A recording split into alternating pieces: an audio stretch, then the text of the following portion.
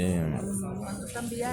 പണ്ടുള്ളവർ ചിലപ്പോൾ പറഞ്ഞു കേട്ടിട്ടുണ്ട്, ഈ രാവിലെ കിടന്നിട്ട് ഈ ഇടത്തൂടെ എഴുന്നേറ്റാൽ ആ ദിവസം പോയെന്ന്. അതുപോലെ തന്നെ വേറൊരു ഇതും പറയും. ഇതെന്നറിയാമോ?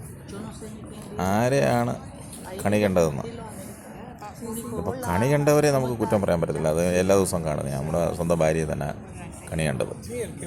പക്ഷെ ഇന്ന് ഇടത്തൂടാന്നോ വലത്തൂടാന്നോ എഴുന്നേറ്റതെന്നുള്ളൊരു സംശയമുണ്ട്. പറയാൻ കാര്യം എന്താ പറയുക, രാവിലെ 8 മണിക്ക് ഇറങ്ങിയതാണ് ന്യൂയോർക്കിൽ നിന്ന് ഹൂസ്റ്റണിലേക്ക് പോകാനായിട്ട്. JFK വന്നു. JFK വഴിയാണ്. JFK എയർപോർട്ടിൽ വന്നു. അവിടെ രാവിലെ 8 മണിക്ക് വീട്ടിൽ നിന്ന് ഇറങ്ങി ഒരു 9 മണിയൊക്കെ ആയപ്പോഴത്തേനും JFKയിൽ വന്നു. അല്പം ട്രാഫിക് ബ്ലോക്ക് ഉണ്ടായിരുന്നു. അതൊക്കെ താണ്ടി എയർപോർട്ടിൽ വന്നു.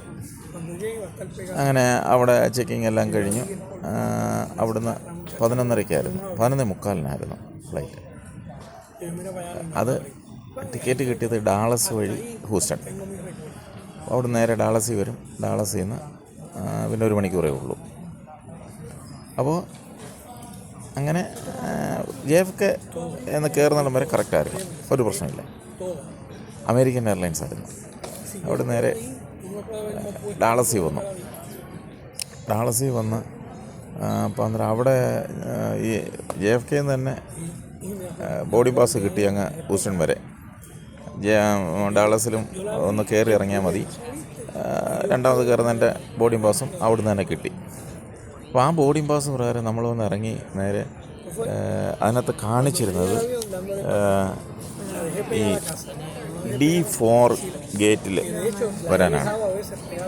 അപ്പോൾ D4 ഗേറ്റിൽ 4:15 ബോർഡിംഗ് വെച്ചിരിക്കുന്നത്. 4:15 ഞങ്ങളൊരു 1:30 ആയപ്പം എത്തിയായിരുന്നു.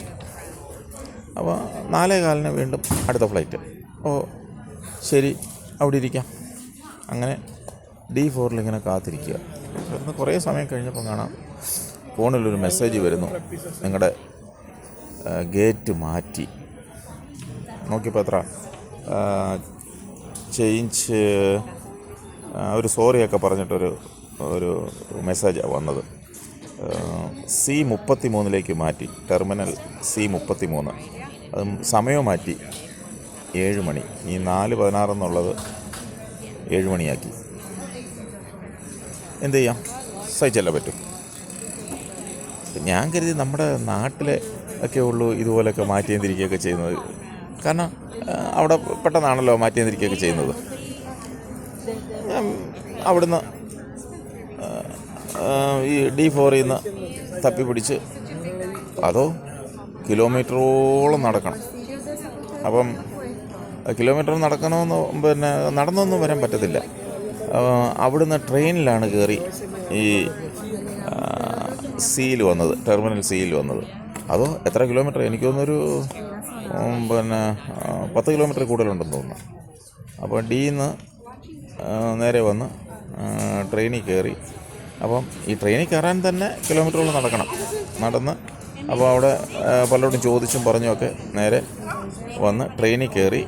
അതിലൊരു ഈ നമ്മുടെ വീൽ ചെയർ കൊണ്ടുപോകുന്ന ആളുകളുണ്ടല്ലോ, വീൽ ചെയറിൽ സ്റ്റാഫുകളുണ്ടല്ലോ, അതിലൊരാളിനോട് ചോദിച്ചപ്പോഴത്തേന് അയാൾ കൃത്യമായി അയാൾ എല്ലാം പറഞ്ഞു തന്നു. അപ്പോൾ അങ്ങനെ ഞങ്ങളെ ആ ട്രെയിനിൽ കയറ്റി വിട്ടു. അപ്പോൾ അവിടെ ടെർമിനൽ സിയിൽ വന്ന് ഇറങ്ങി 33 കണ്ടുപിടിക്കണം. നടന്ന് ഊപ്പാട് വന്നു. അവസാനം 33 വന്നു. അപ്പം സമയം മാറ്റിയല്ലോ, 7 മണിയായില്ല. അപ്പം അങ്ങനെ സിയിൽ വന്ന് കുത്തിയിരുന്നു. 33 വന്ന് കുത്തിയിരുന്നു. അങ്ങനെ ഇരുന്നപ്പോൾ കാണാം അടുത്ത മെസ്സേജ് വരുന്നു, നിങ്ങളുടെ ഗേറ്റ് വീണ്ടും മാറ്റി. അങ്ങോട്ടോ C20. സമയവും 7:45 ആക്കി, 7:45. ഈ മെസ്സേജുകളൊക്കെ ഇങ്ങനെ വന്നുകൊണ്ടിരിക്കുക കേട്ടോ. 7:45 എന്താ ചെയ്യുക.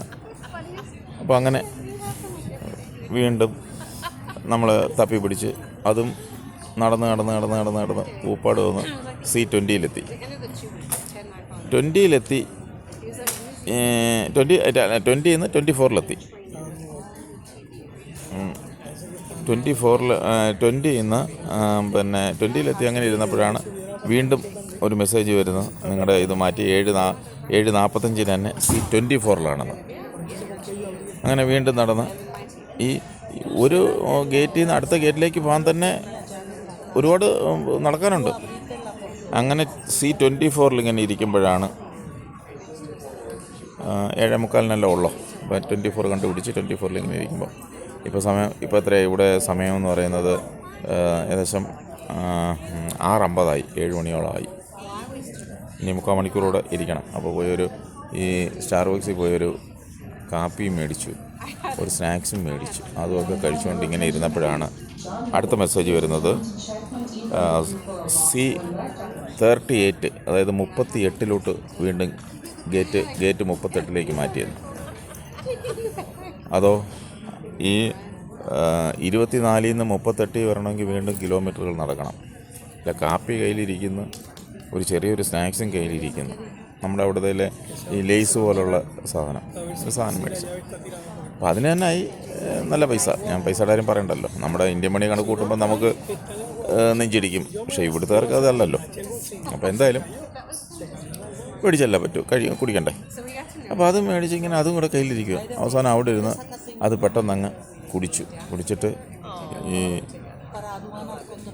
ടെർമിനൽ C തന്നെ 38-ലെത്തണം. ഇങ്ങനെ നോക്കി ബോർഡുകളെല്ലാം സർവ്വ ബോർഡുകൾ നോക്കി അങ്ങനെ ഒരു 2 കിലോമീറ്റർ നടന്നിപ്പം വന്ന് C38-ലിരിക്കുക. സമയം 7 മണിയായി. ഇനിയും ഗേറ്റ് മാറ്റുന്നോ അല്ലെങ്കിൽ എന്തെങ്കിലും ചേഞ്ചസ് ഉണ്ടോ, സമയം മാറ്റുന്നോ എന്നറിയത്തില്ല, കാത്തിരിക്കുക. അപ്പോൾ ഞാൻ പറഞ്ഞു വന്നത്, ഇന്നത്തെ ഒരു ദിവസം മുഴുവൻ ഇനി ഇവിടെ നിന്ന് 1 മണിക്കൂറേ ഉള്ളൂ ഹൂസ്റ്റണിലേക്ക്. ഇത് ഡാളസ് എയർപോർട്ടാണെന്ന് ഓർക്കണം. ഇനി ഇവിടുന്ന് 1 മണിക്കൂറേ ഉള്ളൂ ഹൂസ്റ്റണിലേക്ക്. പിന്നെ ഇന്നത്തെ ദിവസം ഇപ്പം തന്നെ 7 മണിയായി. 7:45 ഫ്ലൈറ്റ്, 8:45 ഹൂസ്റ്റണിൽ ചെല്ലും. പിന്നെ അവിടെ നിന്ന് ഇറങ്ങി നമ്മൾ താമസിക്കുന്ന സ്ഥലത്ത് ചെല്ലുമ്പോഴത്തേന് രാത്രിയാവും. ഞാൻ പറഞ്ഞു വന്നത്, ഒരു ദിവസം മുഴുവൻ ഇന്ന് എയർപോർട്ടിൽ ഫ്ലൈറ്റിലും ഒക്കെ ആയിട്ട് ഇങ്ങനെ കഴിഞ്ഞു കൂടേണ്ട ഒരു സ്ഥിതിയാണ്. ഇത് വന്നാൽ 4 മണിക്കൂർ അല്ലെങ്കിൽ ഒരു 5 മണിക്കൂർ കൊണ്ട് ചെല്ലാവുന്ന സ്ഥലമേ ഉള്ളൂ. ഏതായാലും നമ്മുടെ നാട്ടിൽ മാത്രമല്ല, ലോകത്ത് എവിടെ ചെന്നാലും ഇങ്ങനെ മാറ്റലും തിരിക്കലും ബുദ്ധിമുട്ടുകളും പ്രയാസങ്ങളും ഒക്കെ ഉണ്ടാവും എന്നുള്ളത് ഞാൻ പറഞ്ഞതാണ്. അപ്പോൾ എപ്പോഴും നമ്മൾ യാത്ര ചെയ്യുമ്പോൾ നമ്മുടെ മൊബൈലിലുള്ള വരുന്ന മെസ്സേജുകൾ നോക്കണം, ഇല്ലെങ്കിൽ നമ്മളവിടെ പെട്ടുപോകും. അപ്പോൾ ഈ മെസ്സേജ് നോക്കിക്കൊണ്ടിരുന്നത് കൊണ്ടല്ലയോ നമുക്ക് ഇതറിയാൻ കഴിഞ്ഞത്? അതോ മിനിറ്റുകൾ കഴിയുമ്പോഴാണ് പിന്നെ ഈ മെസ്സേജുകൾ വരുന്നത്? ഗേറ്റ് മാറ്റുന്നതും സമയം മാറ്റുന്നതും ഒക്കെ മിനിറ്റുകളുടെ വ്യത്യാസത്തിലാണ് വരുന്നത്. അപ്പോൾ നമ്മൾ നോക്കിയിരുന്നില്ലെങ്കിൽ ഈ മെസ്സേജുകൾ വരുന്നതും അതുപോലെ തന്നെ ഇടയ്ക്കിടയ്ക്ക് പോയി ഇവർ ബോർഡിൽ എഴുതി കാണിക്കും ഫ്ലൈറ്റുകളുടെ. കാരണം 1-2 ഫ്ലൈറ്റ് അല്ലല്ലോ, ഇങ്ങനെ ചറപറാന്ന ഫ്ലൈറ്റുകളല്ലേ, മിനിറ്റുകൾ തോറും ഫ്ലൈറ്റുകളല്ലേ വരികയും പോവുകയൊക്കെ ചെയ്യുന്നത്. വലിയ എയർപോർട്ടല്ലേ. അപ്പോൾ നമ്മൾ ശ്രദ്ധിച്ച് ഇരുന്നില്ലെങ്കിൽ, ഇപ്പോൾ ഞാനിപ്പോൾ ആദ്യം പറഞ്ഞ D4-ൽ നിന്ന് കുത്തിയിരിക്കുക, 7 മണി വരെ അവിടെ കുത്തിയിരിക്കുക. അവിടെ ഇങ്ങനെ ഇരുന്ന് ഉറങ്ങി അവിടെ ഇരുന്നാൽ 7 മണിയാകുമ്പോൾ അവിടെ കൗണ്ടറിൽ ചെന്ന് ചോദിക്കുമ്പോൾ അവർ പറയും ഇത് വേറെ സ്ഥലത്താണ്. പിന്നെ അവിടെ ചെല്ലുമ്പോഴത്തേനും ആ ഫ്ലൈറ്റ് പോയി കഴിയും. അപ്പോൾ അതുകൊണ്ട് ഞാൻ പറഞ്ഞു വന്നത്, ഒരു യാത്ര പോകുമ്പോൾ നമ്മൾ ശ്രദ്ധിക്കേണ്ട, നമ്മൾ വിട്ടുപോകുന്ന കാര്യമാണ്. വളരെയേറെ ശ്രദ്ധിക്കണം. നമ്മുടെ മൊബൈലിൽ വരുന്ന മെസ്സേജുകൾ, ടിക്കറ്റ് ബുക്ക് ചെയ്യുമ്പോൾ കൊടുക്കുന്ന മൊബൈൽ നമ്പർ ഉണ്ടല്ലോ, ആ മൊബൈൽ നമ്പറിൽ വരുന്ന മെസ്സേജുകൾ, അത് വാട്സാപ്പിലായാലും അല്ലാതെ ടെക്സ്റ്റ് മെസ്സേജ് ആയാലും വരുന്ന മെസ്സേജുകൾ നമ്മൾ ശ്രദ്ധിച്ചിരിക്കണം. ഇല്ലെങ്കിൽ നമ്മുടെ യാത്ര മുടങ്ങും.